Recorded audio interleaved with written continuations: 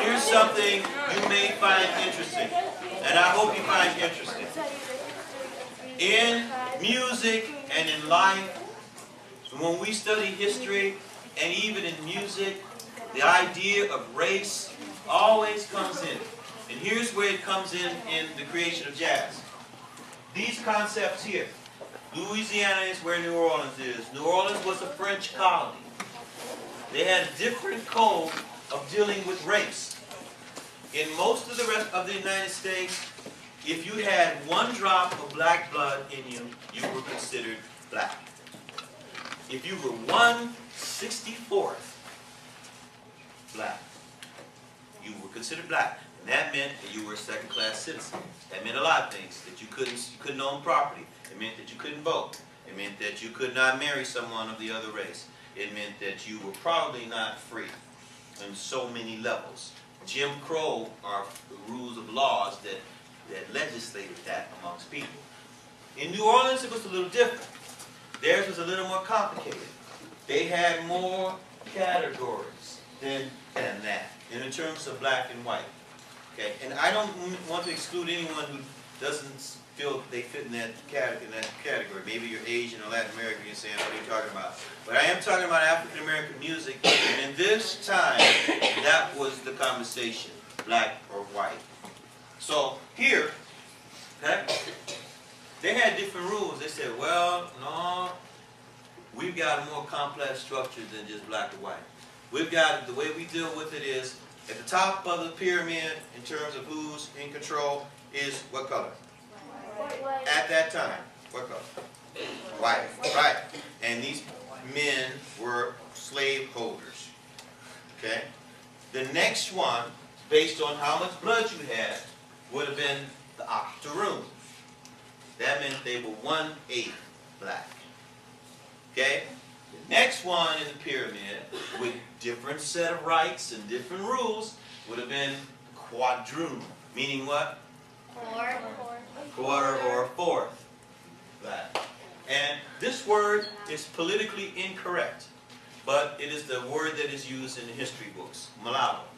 We don't use that word nowadays, but it means a person who's mixed, or in this case, half. Okay? So the person who was half was near the bottom.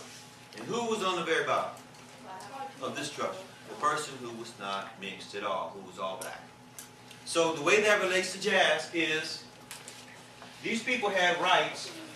They were limited and they were second-class citizens, but they could be educated. Like the octoroon, for example, some men, and this is just terrible to me, but some men were allowed, white men were allowed to have a quadroon girlfriend.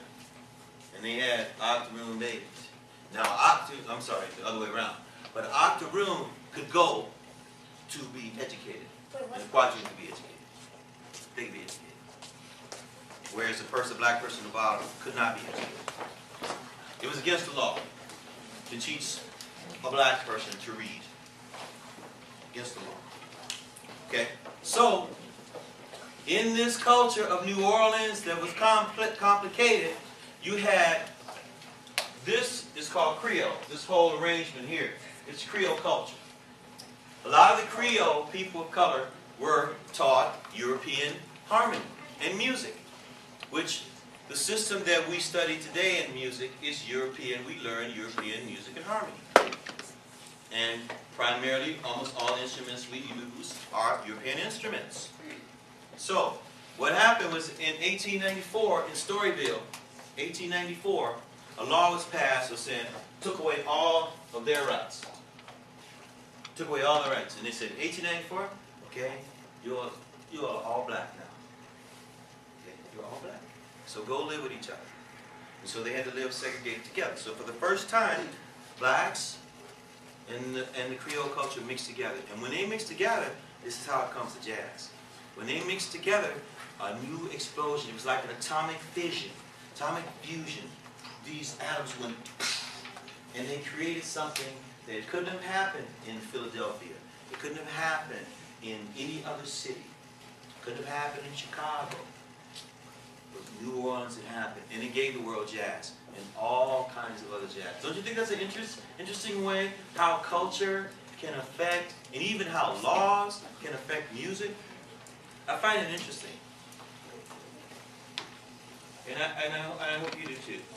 So, New Orleans, this was the first style of jazz. It's called Dixieland or New Orleans jazz. Okay? And there's different, there's Chicago Dixieland. And that leads us to swing, which leads us to Duke Ellington. And Duke was one of the greatest musicians ever.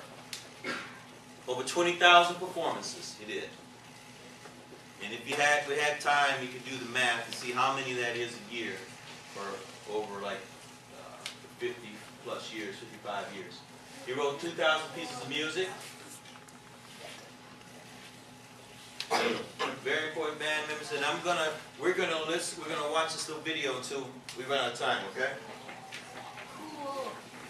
This is a video from a movie called Cabin in the Sky. And I just wanted to show it to you because it shows you how cool the dancing was. How cool the dancing was. And how good the band is.